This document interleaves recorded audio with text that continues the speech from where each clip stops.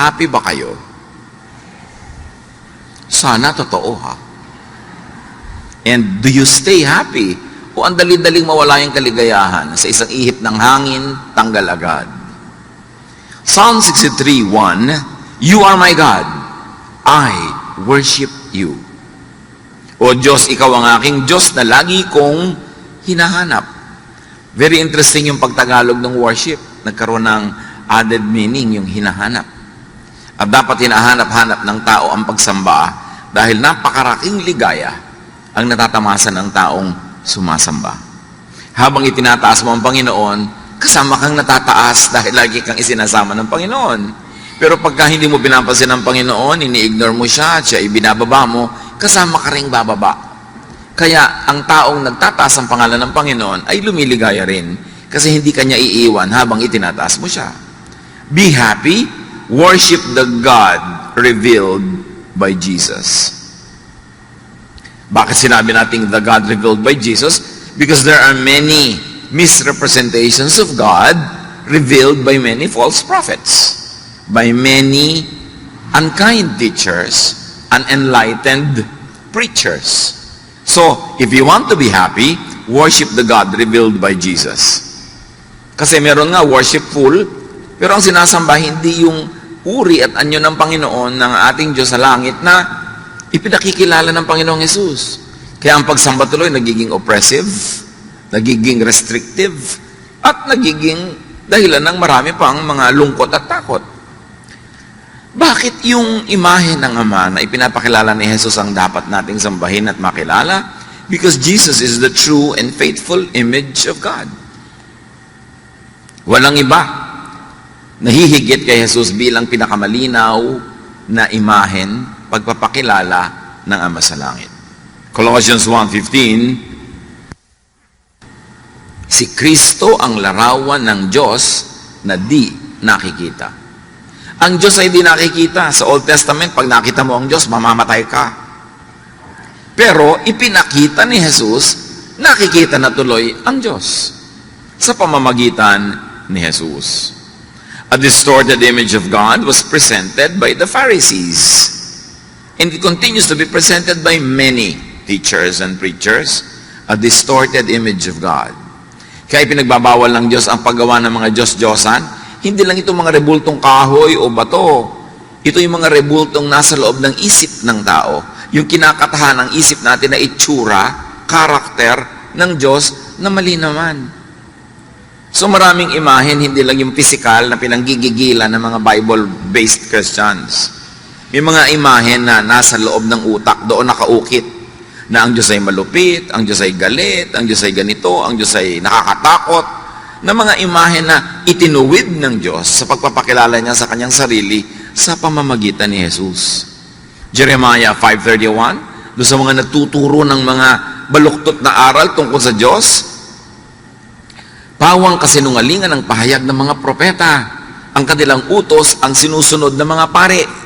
So nakikita niyo sa buwatan ng prophet at ng priests sa Israel, sinasabi ni Jeremiah, kabalbalan ang itinuturo ng mga propeta, kaya kabalbalan din ang sinusunod at ipinasusunod naman ng mga pare sa mga tao. Kaya ipinadala si Jesus para ituwid ang mga kabalbalan na yan.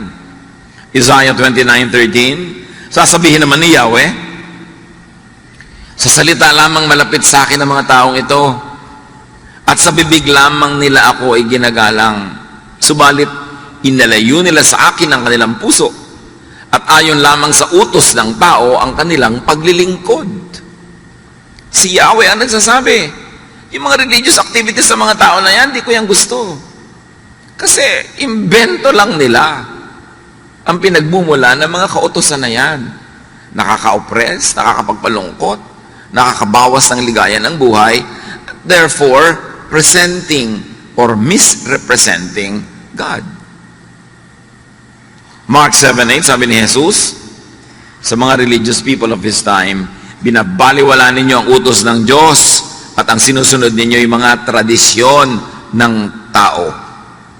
Sa makatuwid, ang napakaraming katuruan sa lumang dipan, ginagawa ng mga Israelita, pinagpapakamatayan nilang sundin, sabi ni Jesus, tradisyon lang yan ng tao. At kasama doon ang lahat ng itinuwid niya 10 walang gagawa pag Sabat, bawal ang kumain nito't ganun, ang mga babae, bawal sa ministry, etc., etc. Sabi niya yan, gawa lang yan ng tao. Kaya itinuwid niya. Worshipping God as presented, as represented by Jesus, gives salvation, acceptance, not rejection, peace, not trouble, rest, which all amount to happiness. Pag sumamba ka sa Diyos, Diyos na ipinakikilala ni Jesus, ang bunga sa buhay mo noon, happiness. Gaan, hindi bigat. Laya, hindi tanikala, hindi kulungan. But worshiping the distorted image of God, misrepresented by many religious teachings, gives judgment, stress, and fatigue. Kaya marami mga tao habang nagiging mas relihiyoso, mas napapagod, mas sumasama ang ugali, mas lumulungkot, mas nagigilty. Pagka ang inuna mo ay mga kautusan, mga tradisyon, mga conservatism, hindi ka liligaya. Galatians 3:10-11, ang lahat ng nagtitiwala sa pagsunod sa kautusan ay nasa ilalim ng isang sumpa. So, sunod ka ng sunod sa kautusan dahil doon ka naghahanap ng ligaya, doon ka naghahanap ng kaligtasan. Sabi gano'n, daig mo pa ang isinumpa, daig mo pa ang nakulam, daig mo pa ang nagkaroon ng parusang buhat-buhat mo. Sapagkat nasusulat, sumpain ang hindi sumusunod sa lahat ng nakasulat sa aklat ng kautusan. So, pagka ikaw ay nagpailalim sa kautusan, dapat sundin mo lahat. Kasi pag meron kang hindi nasunod, sinusumpa ka. Pero may choice ka na hindi magpailalim sa kautusan, kundi magpailalim sa pag-ibig ng Ama na ipinakilala sa pamamagitan ni Jesus. So pumipili ka, law or grace? Grace or works? Righteousness that is achieved by your own deed or righteousness that is received free from God through Jesus. Pag pinili mo ang kautusan, para kay sinumpa. At pag nagpapailalim, nang iilalim ka ng mga tao sa kautusan, dinadala mo sila sa kautusan, isinusumpa mo sila. Kasi binibigyan mo sila ng mga bagay na di naman nila kayang sundin, magigilty lang sila. Makokondemn lang sila. Ngayon, pag pinaghalo mo si Jesus at ang kautusan, kabaitan ng Diyos at lupit ng law, yung sumpa at yung blessing, lito ka. Kaya may mga araw na masaya ka, may araw na hindi, may araw na tahimik ka, may araw na magulo ka. Lito ka kasi pinaghalo mo yung dalawang di dapat paghaluin. Verse 11, malinaw na walang taong pinawawalang sala sa paningin ng Diyos sa pamamagitan ng kautusan. So pag sinikap mong sukatin ng iyong sarili, timbangin ang iyong sarili sa kautusan, lagi kang bagsak. Sayang ang religion. Walang dinalang kapayapaan, kaguluhan lang. Matthew 23:2 and 4, sabi mismo ni Jesus, ang mga tagapagturo ng kautusan at ang mga pariseo, ang kinikilalang tagapagpaliwanag ng kautusan ni Moses. Nagpapataw sila ng mabibigat na pasanin sa mga tao, ngunit ni daliri ay ayaw nilang igalaw upang tumulong sa pagpasan ng mga iyon. Pag sumunod ka daw sa mga pariseo at yung mga modern versions nila today, kasi sinasabi nila, tagasunod sila, tagapagpaliwanag ng utos ni Moses, dinadaganan kanila ng ubot ng bigat na dalahin at hindi kanila tutulungan sa paghihirap mo. In fact, dadagdagan nila yun ng pag-uusig at paghuhusga tuwing kulang ka. Lagi ka namang kulang. So, lagi kang pagod. So, be happy. Worship God as represented, as presented by Jesus. Anong Diyos ba yung ipinakilala ni Jesus? Ba't siya ipinadala? Para ituwid ang mali, itama ang liko, liwanagan ang madilim, ipakilala ang Ama sa tamang paraan. Napakahalagang makilala ang Ama sa pamamagitan ng anak. Because He is the image of the invisible God. So stay happy. Keep worshiping. Pwede ka naman magdasal sa bahay eh. Pwede ka naman magbasa ng Biblia sa bahay. Pero bakit pa magpapagod ka, tatawid ng ulan o alikabok, init o lamig? Because there is happiness in corporate worship. Pagka mga anak ng Diyos ay nagsasama-sama para magpuri, magpasalamat, bumababa ang luwalhati ng Diyos in a very special way.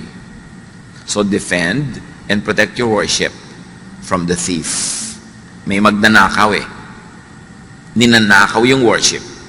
In fact, dumating ka na nga sa worship place, hindi ka pa rin maka-worship kasi nainis ka, nanakawan ka na naman. Kasi naghanap ka ng mali, nanakawan ka na naman. O nagpapaabala ka sa text and text sa'yo na wala na makatuturan habang nag-worship ka, nanakawan ka nun. Kaya textan mo, hoy, magnanakaw, tumigil ka. Ninanakawan mo ka ng worship time ko eh. Diba? Yung mga dumadapo sa isip mo na kung ano-anong mga guni-guni, mga alalahanin, dinanakawan ka. Nandiyan ka na nga, nanakawan ka pa rin. Sayang naman. Buti pa, hindi ka na dumating, pa hindi ka nagastos ng pamasahe, oras, yung pala nananakawan ka rin eh. Kaya dapat ipaglaban yan. John 10:10, dumarating nga magnanakaw para lang magnakaw. Pumatay at manira. Naparito ako upang ang mga tupa ay magkaroon ng buhay na masaganang lubos. At yun ang gusto ng Panginoong Diyos, ang Ama sa Langit, na ibibigay ni Jesus sa atin, kalinawan ng isip para tayo lumigaya sa buhay. At isa doon, maunawa natin yung ligaya, ma-enjoy natin yung ligaya ng pagsamba. There is happiness in worship. Marami sa mga nade-depress, isa sa mga nangyayari sa buhay nilang unang-una, tumitigil silang mag-quiet time, manalangin, mag-devotion. Tapos tumitigil sila na mag-Bible reading, tumitigil sila mag-pray, at tumitigil silang sumali sa family, group, corporate worship. Kaya palala ng palala. Psalm 89:15, mapalad ang taong sa'yo'y sumasamba. Sa pagsamba nila inaawitan ka, at sa pag-ibig mo'y namumuhay sila. Kaya yung mga taong laging, ayoko pong sumali ng choir, ayoko pong mag-Sunday school teacher, ayoko magkaroon ng ministry, kasi madalas hindi ako nakaka-attend. Lalo kang sumali. At mas mahigpit yung leader mo ng pag-check ng attendance, pinandidilatan ka na halos maghulaglag ang mata niya pag late ka, blessing yun sa'yo. Kasi nauobliga kang dumating. Kasi pag dumating ka na, ikaw na yung mabe-bless. Alam niyo yung pagdalo sa mga gawain ng Panginoon? Yung minsan tinatamad ka, ayaw mo, meron kang negative feeling, habang papunta ka pa lang yun, kasi dinajablo ka eh. Pero pag nandun ka na, ang totoo nun, nagpapasalamat ka na, ay salamat, dumating na ako. At pag pauwi ka na, nagpapasalamat ka, salamat, ipinaglabang ko to, kasi meron talaga ako na pala. Yung struggle, sa papunta lang yun. Doon kayo dapat magwagi. Kasi talagang nanakawan ka. Psalm 63:1, in my heart, I long for you, as I would long for a stream in a scorching desert. At ang ginawa dito ang halintulad ay usa na nagtatatakbo ng ubod ng bilis sa napakainit na desyerto. Kaya as the deer panted for the water, so my soul longs after thee. Panted, ibig sabihin nun yung humihinga ng ubod ng bilis kasi uhaw na uhaw, pagod na pagod. As the deer pants for the water. Hindi yun isang piraso ng pantalon. Buntong hininga yun. So, napaka-importante kasi sabi niya, para akong usa, uhaw na uhaw ako pag malayo ako sa iyo. Ikaw ang tubig ko, ikaw ang aking living water. So, can you imagine kung gaano uhaw yung mga taong hindi sumasamba?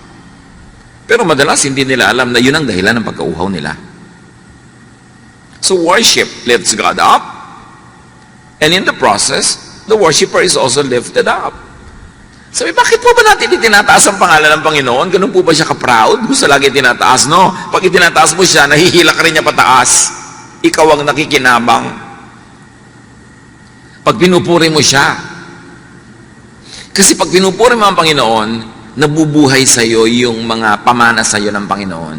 Yung karakter mo na galing sa Kanya, yun ang nang umiiral, yun ang nangingibabaw. Kaya aangat ka at liligaya. Pero pag ang pinupuri mo sa lifestyle, sa salita, sa buhay mo ay ang dyablo, yung mga karakter ng dyablo na nasa iyo rin, ang mabubuhay. Ang siyang mangingibabaw at mananaig, kaya magkakata-dyablo ang buhay mo. Kaya napakahalaga nung pinipili mo ang iniangat, ang Panginoon. In our hearts, there is a God-sized vacuum that only God can fill. Alam niyo naman yung vacuum. Pero sa puso natin, may vacuum yan. May vacuum for kotse. Pag nagka-kotse, lumigaya ka. Sige. May vacuum for love life. Pag nagka-love life, lumigaya ka. May vacuum for pera. Nagka-pera ka, lumigaya ka. Pero ang pinakamalaking vacuum sa puso ng tao ay yung para sa Diyos. At liban na lang na nandun ng Diyos, kahit mapuno lahat yung ibang vacuum kanina, nagka-kotse ka, nagka-love life ka, nagka-bahay ka, nagka-pera ka, pag wala yung Panginoon sa vacuum niya, hindi ka maligaya. Pero pag ang Panginoon nandun na sa vacuum niya, kahit yung iba wala pa, maligaya ka na rin. Dala ka na. There is a God-sized vacuum that only God can fill. And a lot of that is filled in corporate worship. Kaya ipinaglalaban natin yun eh. Pwede naman tayo mag-worship na lang kanya-kanya, sa kanya-kanya mga sulok-sulok, gilid-gilid. Why rent a big place like this and pay for electricity and water and everything? Because we need a place where we can all worship together. Because God is delighted in worship that is comprised of many people, His children. At sa worship na yun, hindi lang yung nagkakakanta ka, nagdadasal, nagkakakilala kayo, nagkakatulungan, nagmamahalan kayo. Yun pa ang dapat ma-achieve. Kaya merong corporate worship.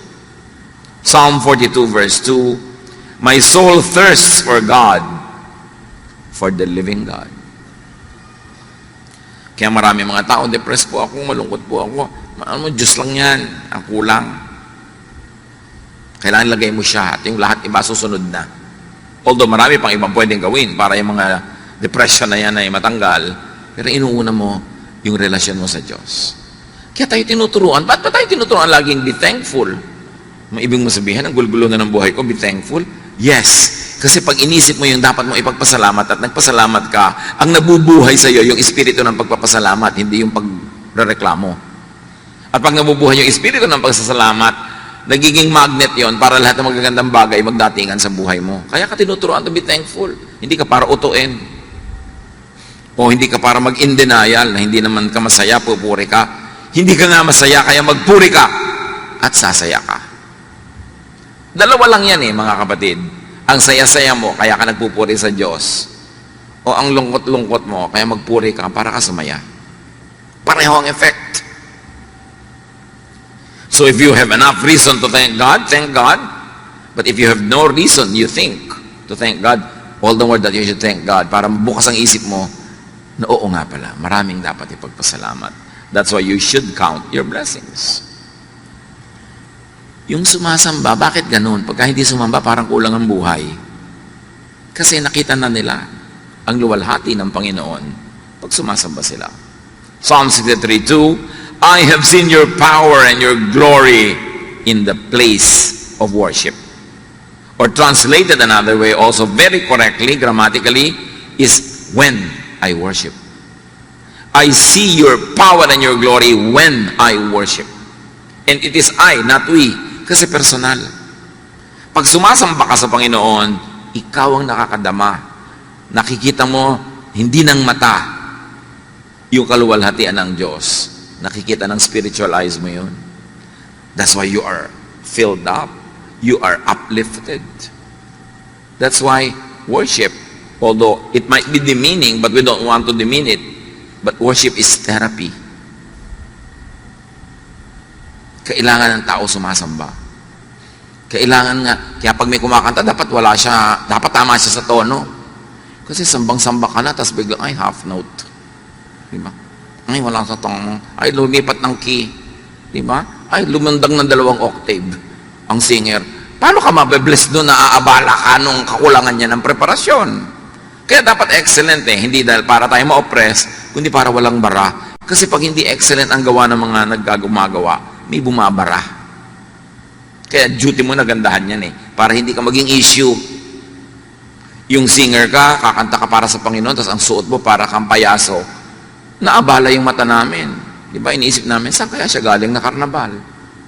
Kaya dapat yung simple, yung hindi tumatawag ng pansin sa sarili. Kasi ikaw lang napansin namin, hindi na Diyos. Kaya nga pinag-uniform yung mga choir para magkakamukha, hindi yung pagadahan ng damit, pakintaman. Kaya, nakakaabala yung mga ganung bagay. Pati mga katabi, yung may kasama kang bata, ang likot-likot, hindi na naka-worship yung katabi mo. Nakaganon lang yan, pero gusto niya lumutakin yung mukha ng bata na yan. Ipokrita lang siya, kaya hindi niya sinasapak ang anak mo.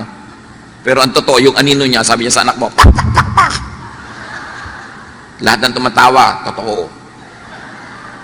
Hindi talaga nakaka-bless yung may malikot. Tapos si may katabi ka, text ng text, uy, nasa worship ako. Hindi nakaka-bless yun. Diba? So, dapat blessing ka sa kapwa mo nagwa-worship. Kasi, pinaglaban niyang makarating dyan, tapos ikaw ang jablita sa buhay niya. Yung pagtingin niya sa'yo, nakapatong pala sa batok mo si Satanas. Para busitin siya. So, dapat blessing tayo sa isa't isa. Yung bang, talaga, may mga palakpak pa yan. Yung bang, pwede ka namang umusod-usod para yung dumadating, makaupo na agad, hindi yung 5 tao na yung natapakan niya bago siya makarating sa silya doon sa loob. Yung be a blessing. Diba? Kailan isip, paano kaya ako magiging hindi abala sa kapwa ko sumasamba? Nagko-concentrate siya, dadaan ako, mamaya na lang. Pwede ko pa namang hindi gawin yung gusto kong gawin ngayon para hindi ako makaabala sa kapwa. Because when we are at worship, God is in His holy temple. And that temple is not a building. The temple is our heart. At dapat hindi yun nagugulo. Psalm 63:3, your love means more than life to me. And I praise you. Yun, Panginoon, ang mahalaga sa akin, yung pagmamahal nyo. At pag worship ako, nagpe-pray ako, nagpapasalamat ako, lalong lumilinaw sa akin na mahal nyo nga ako.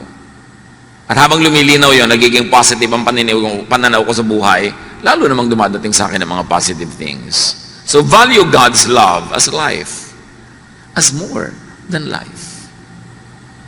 And you celebrate God's love at worship. And remember, ang topic natin is how to be happy, and we focus on one very powerful way to be happy. Be worshipful. Stay happy. Psalm 63:4-5. As long as I live, I will pray to you.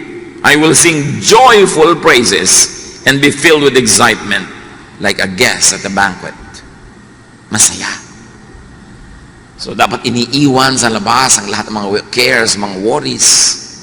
Pupunta ka ba lang sa worship, itapon mo na yung mga nagpapaalala sa'yo, gumugulo sa'yo, para nakalagay ka sa tamang lugar. Put yourself in a path of blessing.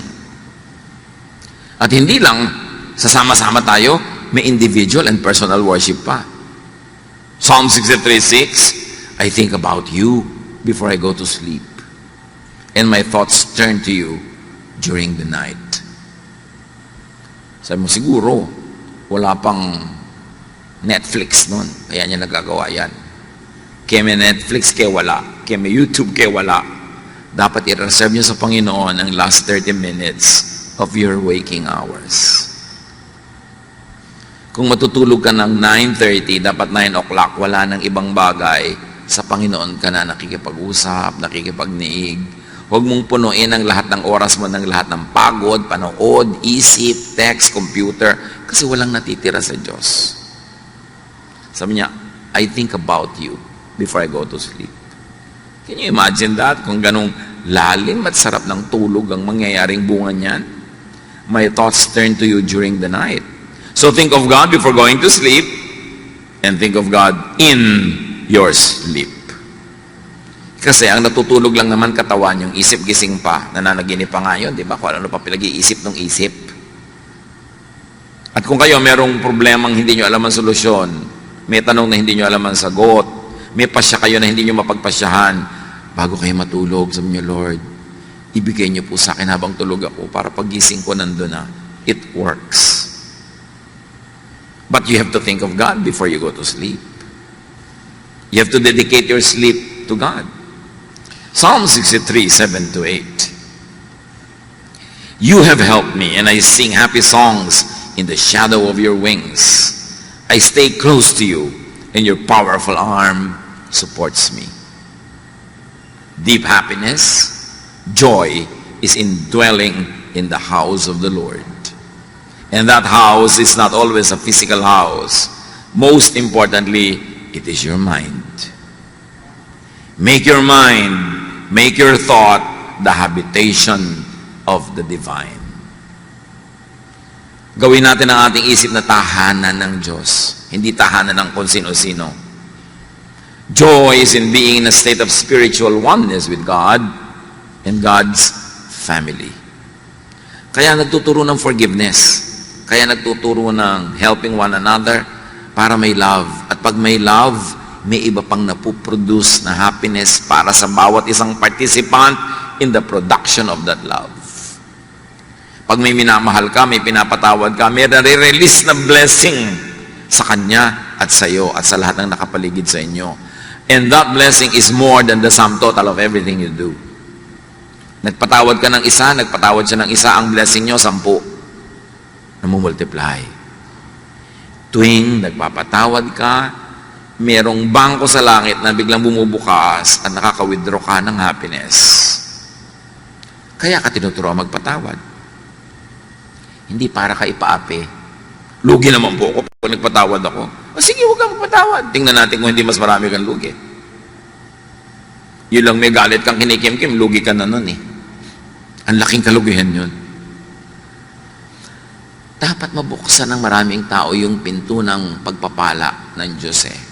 At ang mga susi niyan, pagpapatawad, pagmamahal, pagtutulungan, pagpupuri, pasalamat. Yan ang nagbubukas ng susi ng pinto ng kaligayahan.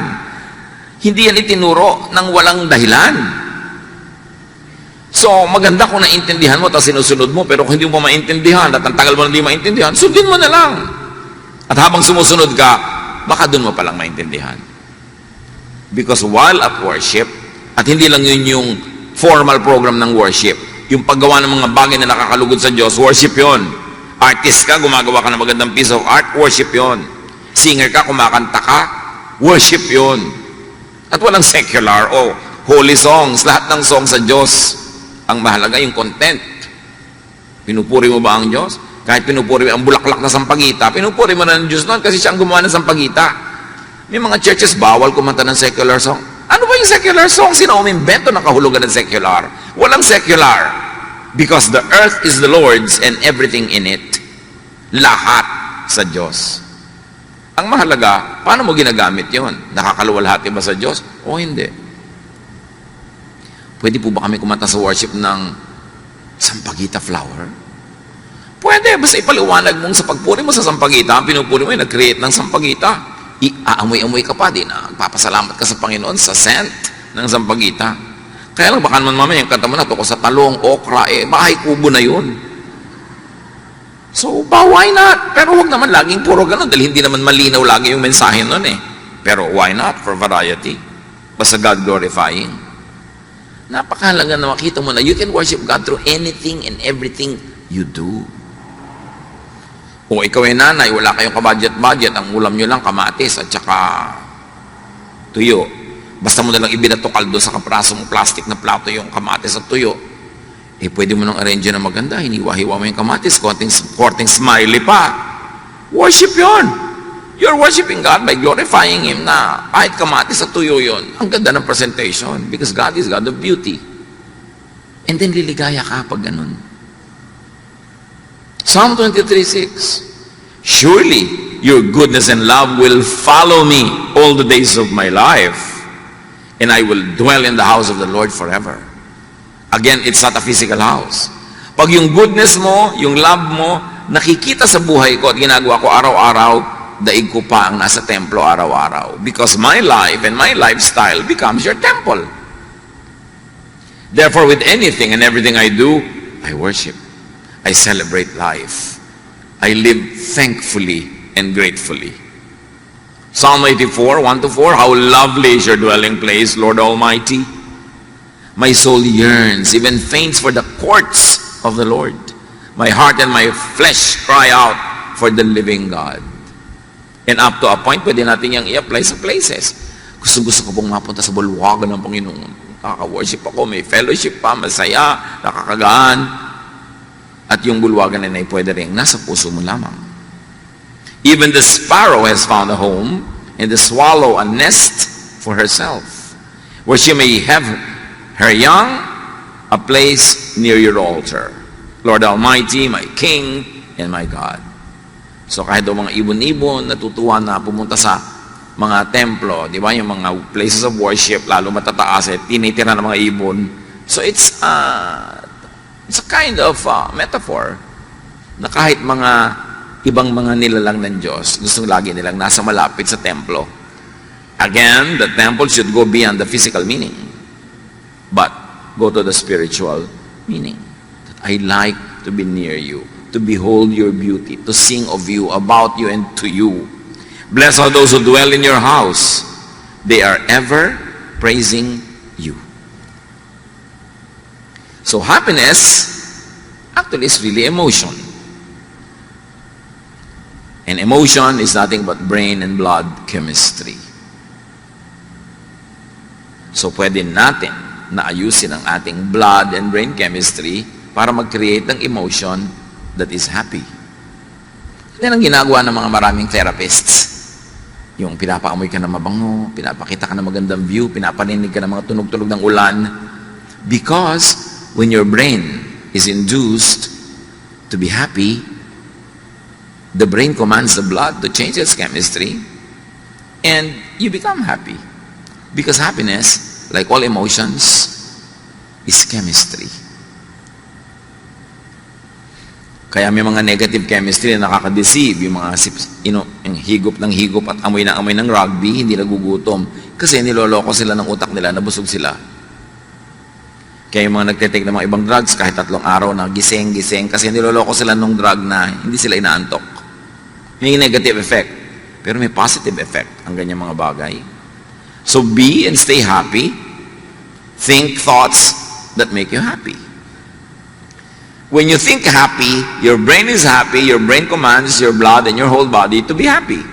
But when you think sadness, when you think horror, when you think fear, your brain commands every part of your body to produce fear, anxiety, worry. So it's all a thought.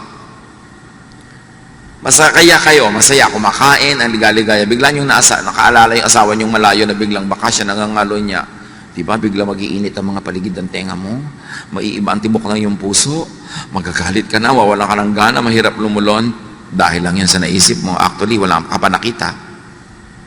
Kasi ang iniisip mo, nagiging ganun ka. Can you imagine kung paano tinotorture ng mga taong selosa ang sarili nila? Ng mga taong mainggitin, mga taong magagalitin, mga taong mapaghanap ng mali, tinotorture nyo ang inyong sarili. Kasi kung anong isipin ninyo, yun ang iuutos ng utak nyo sa lahat ng bahagi ng iyong katawan na sundin. That's why you can think yourself into happiness. You can think yourself into sadness. That's why it's very, very important to be in command of your mind, of your brain. If you think happy thoughts, you'll be happy. Kaya sabi sa Philippians 4:8, what is praiseworthy, think of it. Yeah. Whatever is pure, whatever is godly, whatever is beautiful, whatever is praiseworthy, think about such things. May nagpadala sa'yo ng pagkain, hindi masarap, iisipin pa, iniinis niya ako ha. Pinapadala niya ako ng matabang na sinigang. So ano mangyayari sa'yo? Di negative ka, lulungkot ka, magagalit ka. Pero inisip ko, wow, kahit walang lasa, at least naalala ako. Gawin ko ng fertilizer. Oh, di ang saya mo, nasa pag-iisip mo lang yan eh. You are what you think. You are how you think. So, can you imagine when you are angry or jealous or discontented, nilalason mo ang iyong katawan. Kasi lahat ng negative thoughts, nagre-release ng toxins in your blood. So, nilalason mo ang iyong sarili. Kaya tayo inuutosang, magpatawad ka na. Kalimutan mo na yan. Hindi ko bumalimutan. O sige, talaga namang may brain ka kasi, so hindi malimutan kasi may memory ka, pero magpatawad ka na rin. I cannot forget po. Sige, forget na forgetting. Just forgive. Think of God. Yan ang pampasaya. Pero kung iniisip mo, Diyos ko, malapit na yata second coming. Judgment day na, end of the world. Di negative na naman ang naisip mo. Huwag mo pag-iisipin yan. Problema yan ng Diyos. Sabi nga ni Jesus, ako nga hindi ko alam kung kailan. Buti ka pa, alam mo. Di ba? Nadaig mo pa ako, alam mo yung date. Tapos pag hindi nangyari, may mga kung ano-ano kang palusot. Ay, may blah blah blah blah. Ang isa lang ang ibig sabihin, mali ang prediction mo. And if what a prophet says does not come to pass, he is a false prophet. Ang dami na. Naglagay ng mga petsa, oras, so hindi natuloy. Kasi marami pa kayong kasalanan, binibigyan pa kayo ng God ng second chance. Palusot. Mga palusot yung mga nagbibigay ng mga date, tapos hindi naman natutuloy. Huwag yung iniisip yan. The idea of and about God should be happy, not sad. Restful, not burdensome. Assuring and peaceful, not fearsome. It should be loving and forgiving, not hateful, not vindictive, and definitely not judgmental. Huwag kayong kakampi sa isang political party, sa isang bansa, sa isang lahi, sa isang relihiyon, kahit malupit sila sa iba, in the name of God, bola yon. God will not want you to have any part in any violence, unkindness, in anything that robs people of happiness or dignity. Tapos done in the name of God. Dapat matalino na tayo by now. Minamanipulate tayo ng mga ganyan. So, you want to be happy, think of the God presented and represented by Jesus.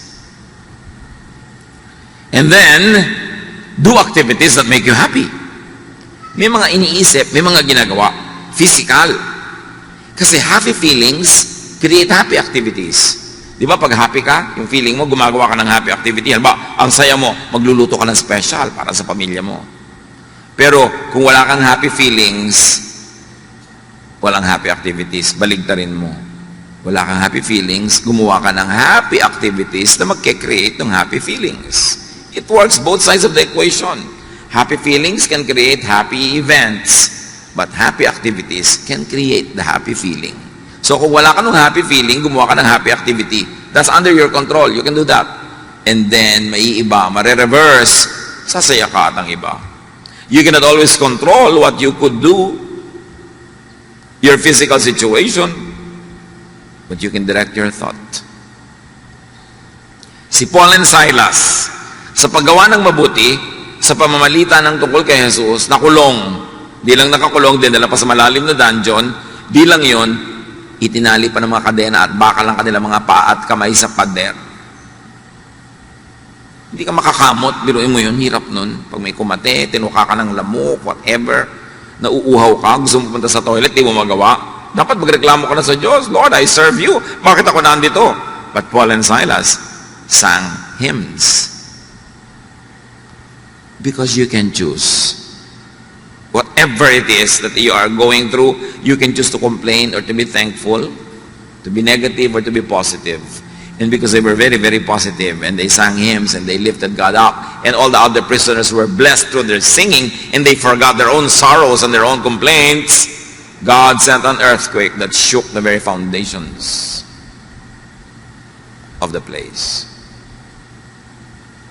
Dahil sa pagpuri. Induce desired thoughts and emotions in your brain. Kumbinsihin mo yung isip mo, akayin mo yung isip mo na magpakasaya at aakayin niya ang lahat ng bahagi ng iyong katawan na sumunod. Romans 12:2, be changed by the renewing of your mind.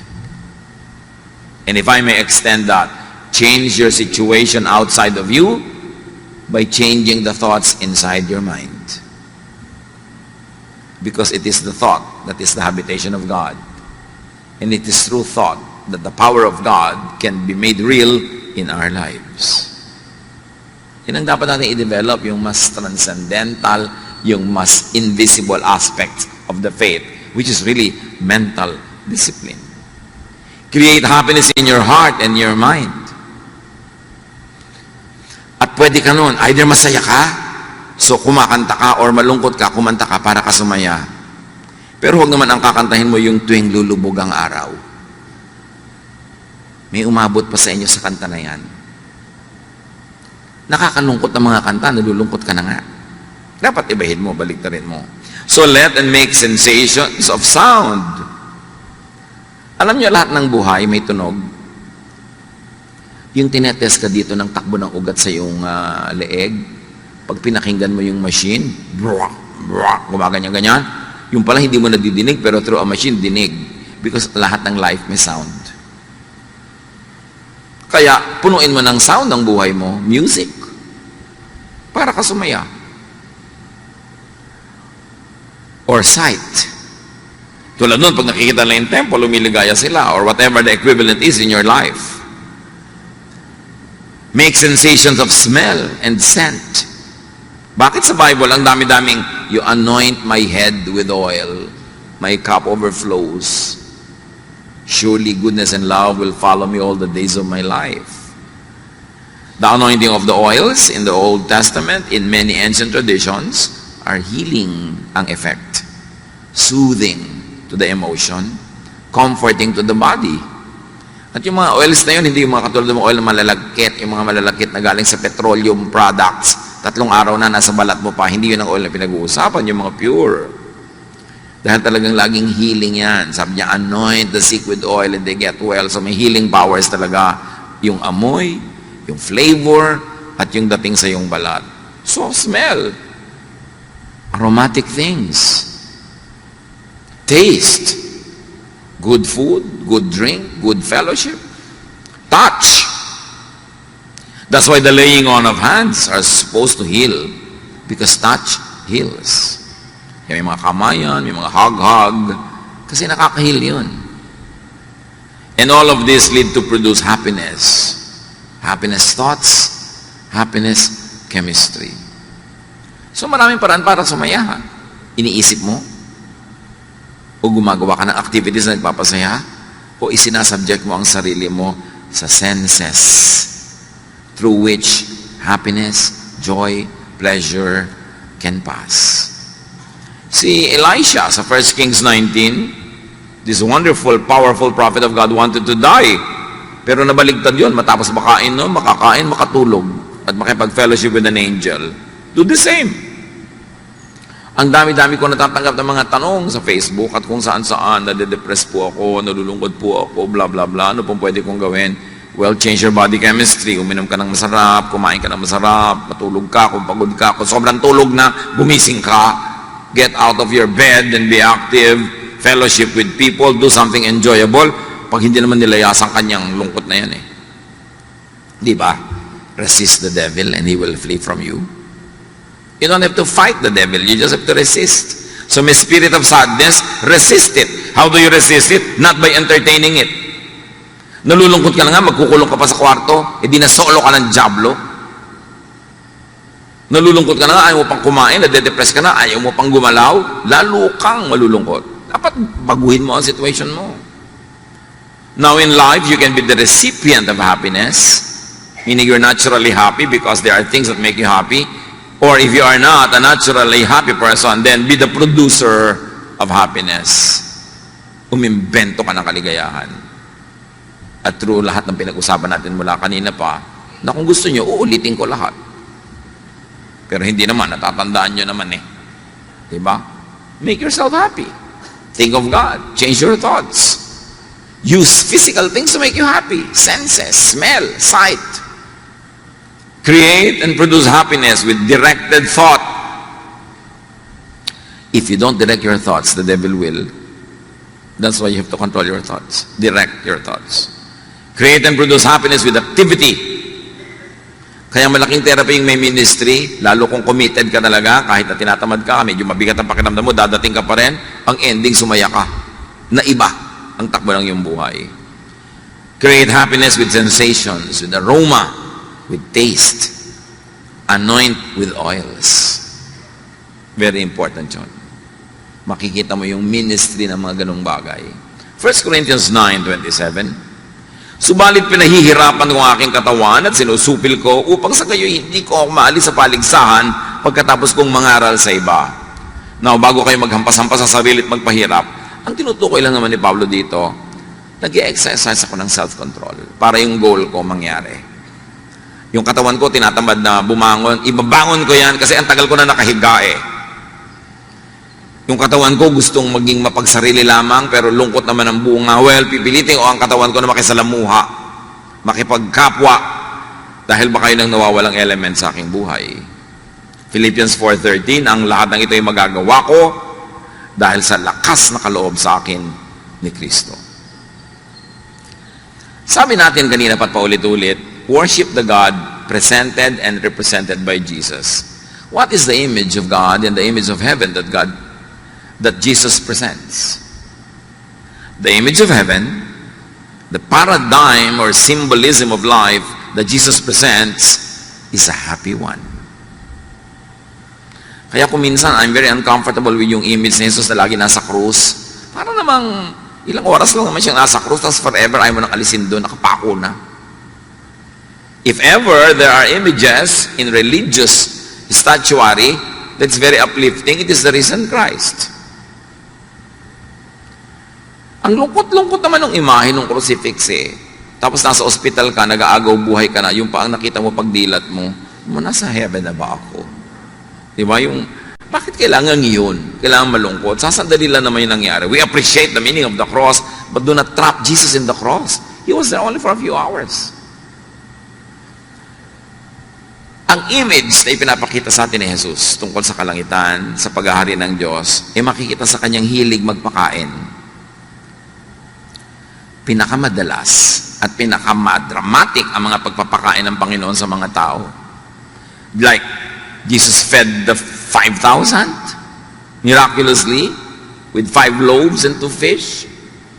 And then the lasting image of Jesus that we keep repeating is the Lord's Supper, eating, drinking.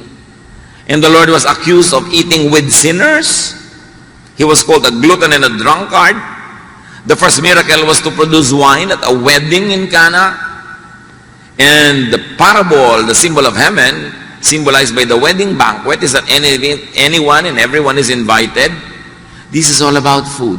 This is all about sharing a fellowship. This is all about the table. This is enjoyment.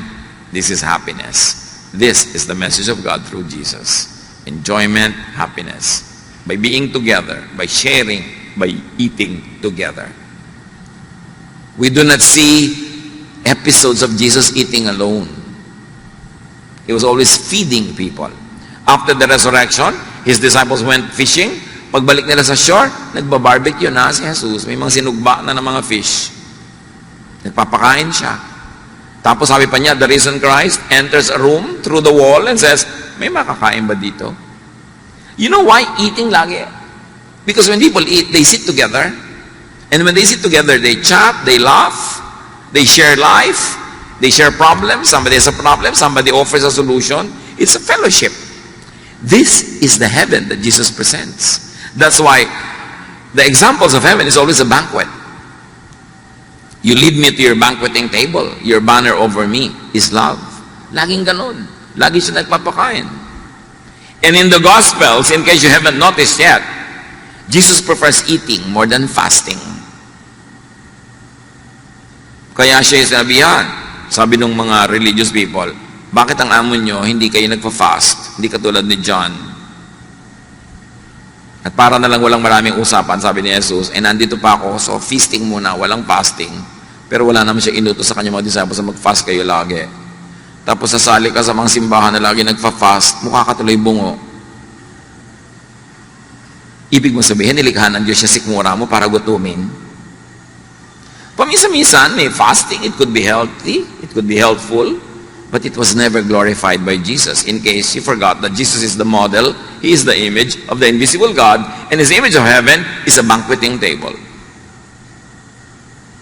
In fact, napatunayan na ng science sa yung mga sobrang nagda-diet, nade-depress, kasi nade-deprive. Yung kakain, binibilang yung calorie, may computer siya, at binibilang-bilang niya bawat okra, bawat ito. Paano ka liligaya kumain nun? Yung papakainin mo sa, ay naku, diet ako. Ihampas mo kaya sa itong plato, no? Inihanda ko to para sa'yo, tapos para ka nakakita ng lason, allergic na allergic ka sa pagkain, kaya ka depressed, kaya ka malungkot, kaya ka nangangayayak. Hindi yan ang gusto sa'yo ng Panginoon. Kaya yung symbol niya lagi is feasting, the Lord's Supper, sineselebrate pa natin. Hindi Lord's Supper as in F, P. So nakita natin na kaisa-isang beses na ipinakita si Jesus na nag-fast dahil lang kasi walang pagkain sa desert. Di ba? Pag-ahod niya doon sa baptism, dinala na siya ng Espiritu, wala naman siyang baon. Hindi naman niya sinabing, magfa-fast ako ng 40 days. Nagkataon na inaabot ng 40 days, wala naman siyang baon. Pero hindi naman niya sinadya. Kasi yung iba ginagaya si Jesus, nagpa-fast ng 40 days, pag na-hospital, Lord, why po? Sumusunod naman ako sa iyo. Sabi, sino ba sabi sa'yo, gayahin mo ako? Wala lang akong baon nun. Bakit gino-glorify ang ganyang mga bagay? So, he eats with people most of the time. Why? To show that God is in fellowship with the people in an open table. Open, ha? Everybody is welcome. Babae, lalaki, makasalanan, hindi makasalanan, tax collector, sinner, Hebrew, Greek, whatever, welcome, open table. Ibig sabihin, kalimutan nyo na yung mga division na yan para tayo sumaya. Mga exclusive nyo na yan na pampalungkot. Fasting is individual and could be unhappy, while group dining is communal and usually happy. So yun ang model ni Jesus. Gaano natin siya kakilala? Kaya nga ang mahalaga yung the God presented by Jesus, not by the Pharisees.